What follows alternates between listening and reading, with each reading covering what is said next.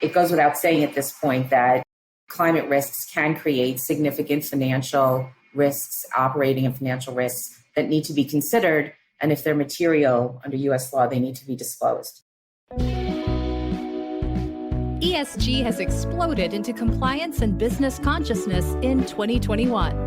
Join Tom Fox, the voice of compliance, on the ESG Report and learn about sustainability risks, opportunities, and issues that business leaders and compliance professionals need to know about regarding ESG. This is part 2 of a 2-part podcast series on the recently released Hughes Hubbard ESG Resource Guide. Part 1 is available if you haven't listened to it. You don't need to listen to part 1 first, but it would certainly help you have a much better understanding of the ESG Resource Guide and the comprehensive nature of what Hughes Hubbard has put out in this most excellent resource. I know you'll enjoy this part 2.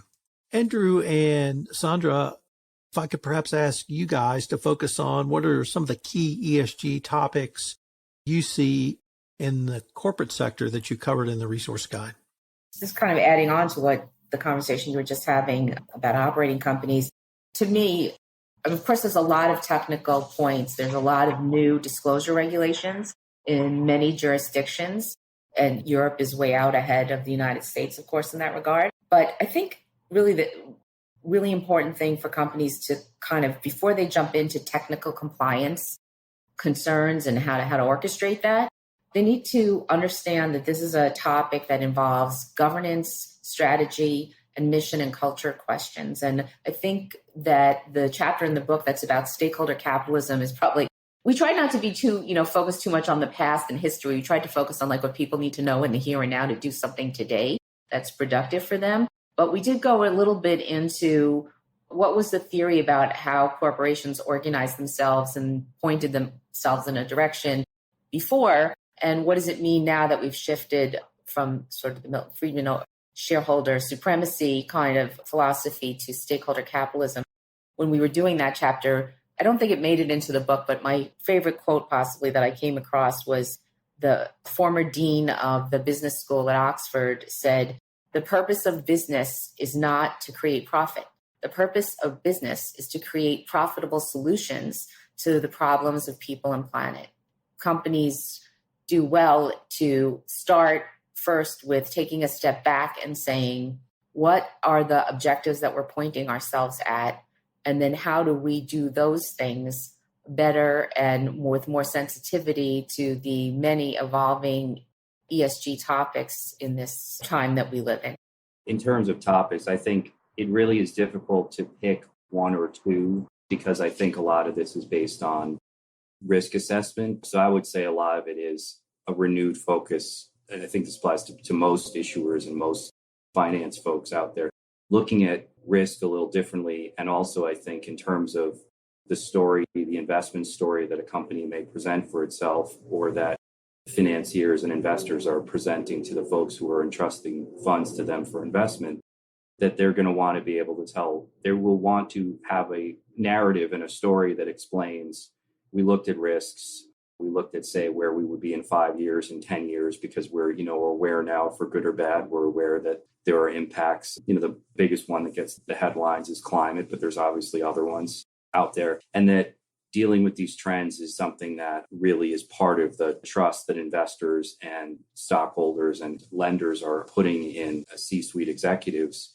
And it's something that, in terms of the issues, I think it's really going to be being even more focused on risk and strategy and mitigation efforts, looking ahead to see, are we going to have to take, there's obviously a lot of treatment in the new SEC proposed rules about being very clear and the very direct and very clear disclosures about mitigation efforts, the cost of mitigation, the cost of remediation, there's a lot of focus on making sure that people don't get surprised down the road that you're hit with, the equivalent of an environmental superfund or a climate change superfund issue 5-10 years down the line. So from my standpoint, it's less one issue than it is, maybe a more renewed focus on looking a little bit further than just the end of the quarter or the annual results, and looking at where do folks want to be in a couple of years. And we saw that with, I think, the engine number one successful effort to get folks onto, oil and gas major boards based on, not on a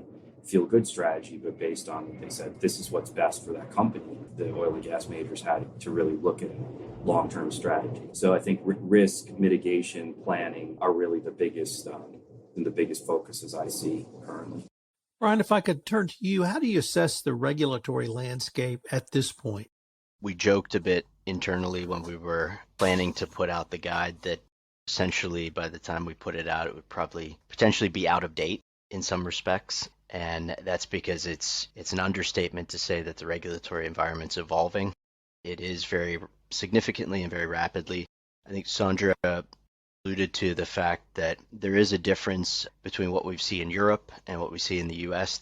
The EU is, I would say, more advanced than the US in a lot of these ESG regulatory efforts. You have the EU taxonomy, which is intended to limit greenwashing and identify environmentally friendly activities, economic activities. You have the sustainable finance disclosure regulations in the EU, and you have an expansion of corporate sustainability reporting for large companies in the EU.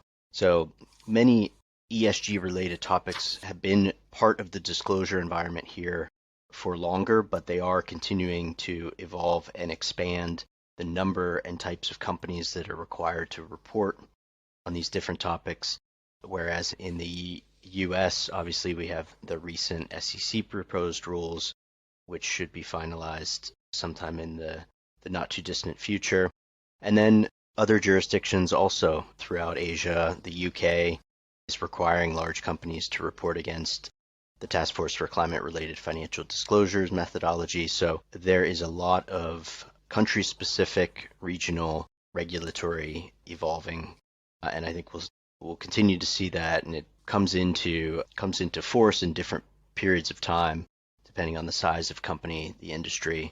But for the next 5 to 10 years, I think it's fair to say the regulatory environment is going to evolve quite significantly. Sandra, if I could turn to you and ask, how should ESG be viewed by funds and investment advisors?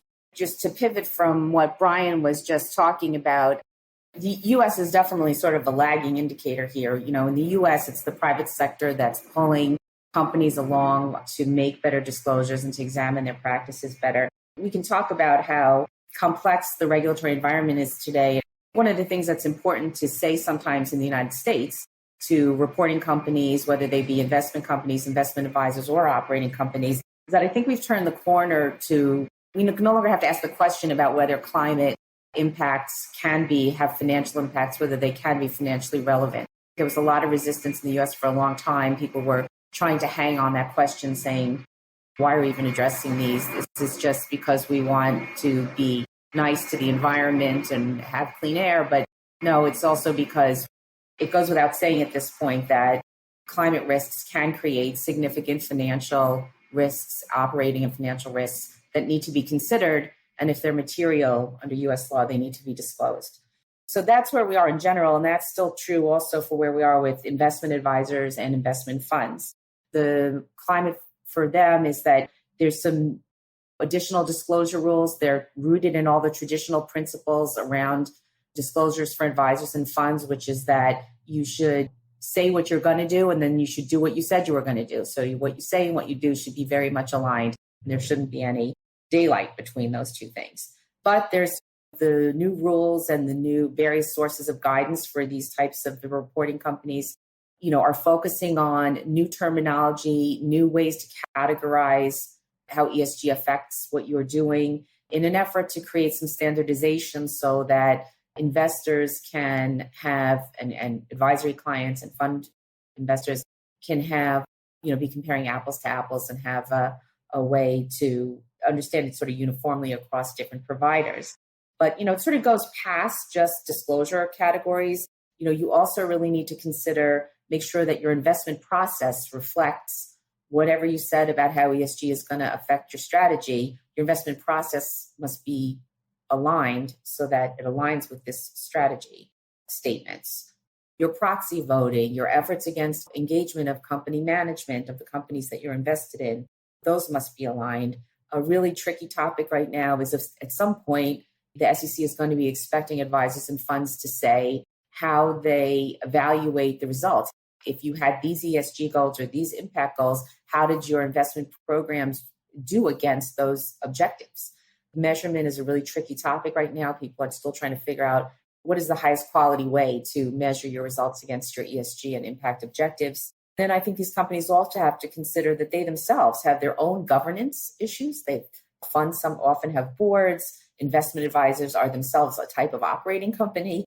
So they have their own rules that apply to them as a corporate entity, and they have to think about how ESG affects them in that regard too. What happens if one of you guys gets a call from a client or potential client and says, hey, we got the resource guide. Where do we begin?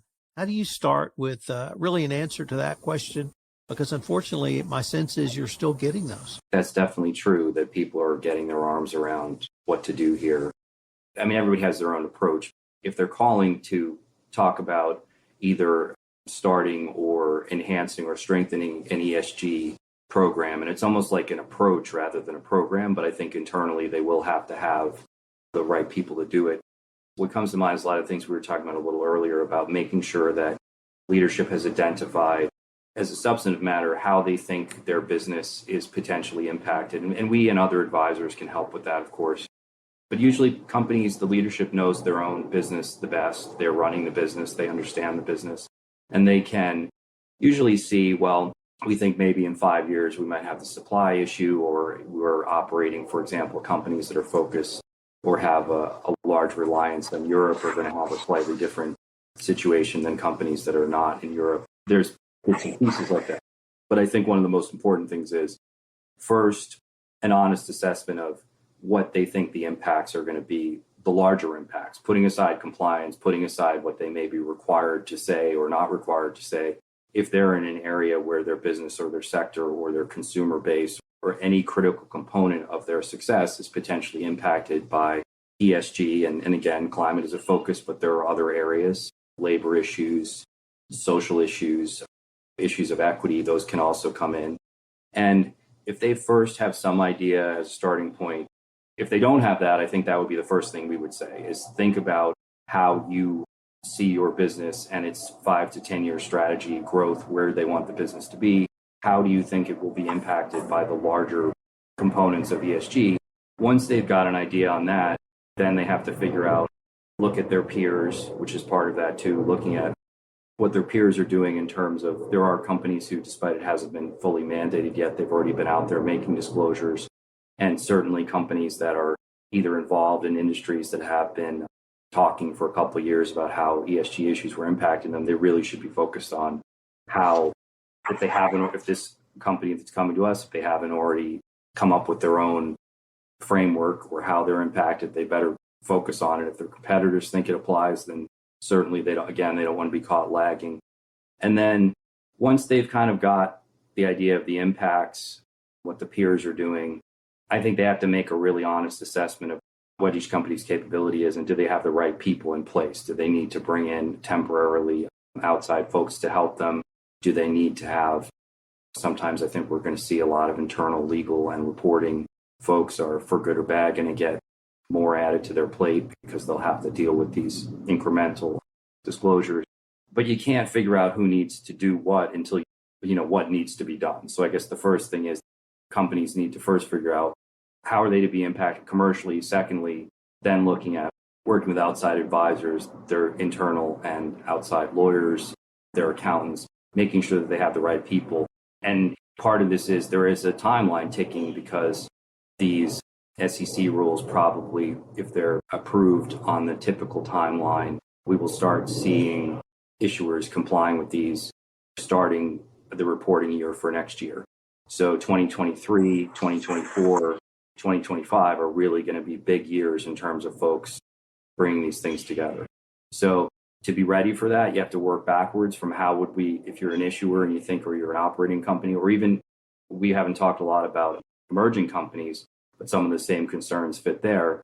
If emerging companies don't take into account where they want to be later. Again, looking down the road, I think they're going to have a lot of trouble catching up. So we would be focused on making sure that people identify the issues, they identify any sort of weaknesses in their internal ability to comply with requirements, and more importantly, position themselves competitively in the market.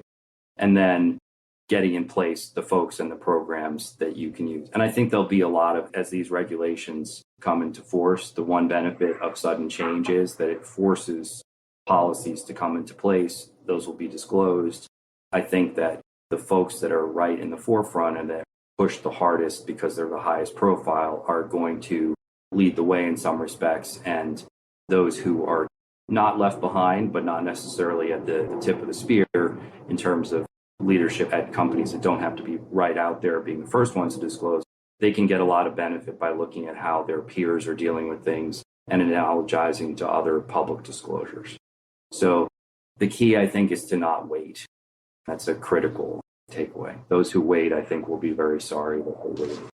Gentlemen and lady, unfortunately, we are near the end of our time for this episode. But before we leave, Sandra, I wanted to ask you maybe if you could say a few final words and then tell us where listeners might be able to go to find out more information and download a copy of the ESG resource. Sure, Tom. Thanks again so much for having us. The one point that I would leave people with is that if you're trying to figure out what you should do about having an ESG program, you should not think that you're going to start and end this process either by focusing on technical compliance with financial disclosure rules or with following the lead of the marketing department about what you want to be saying to your customers and outside audiences. Either of those two things being sort of the leading principle will, leave you, I think you'll come up short. This is really a project that involves strategy, mission, and culture, and it's multifaceted. It's much more than, I want to say mere compliance, because Bryan and I make much of our careers around helping people with compliance with other types of issues. But it's more than just technical compliance. It's really about integration and for some companies, even reinvention of how they think about themselves. If folks want to get a copy of the guide, it's available for download on the Hughes Hubbard Reed website, which is hugheshubbard.com. All three of us are on LinkedIn, and we're also have contact information at hugheshubbard.com. We really, really appreciate your giving us an opportunity to talk about this project. Thank you guys again. And my request is going to be that we be able to continue this conversation. Thank you so much. Sure. Take care. This is Tom Fox again. I hope you've enjoyed this special two-part podcast series on the recent released Hughes Hubbard ESG Resource Guide. We're going to link to the resource guide in the show notes, as well as the profiles of the individual lawyers who were featured on this special two-part podcast series. I hope you will enjoy listening to both episodes, and I look forward to visiting with you again next week on the ESG Report.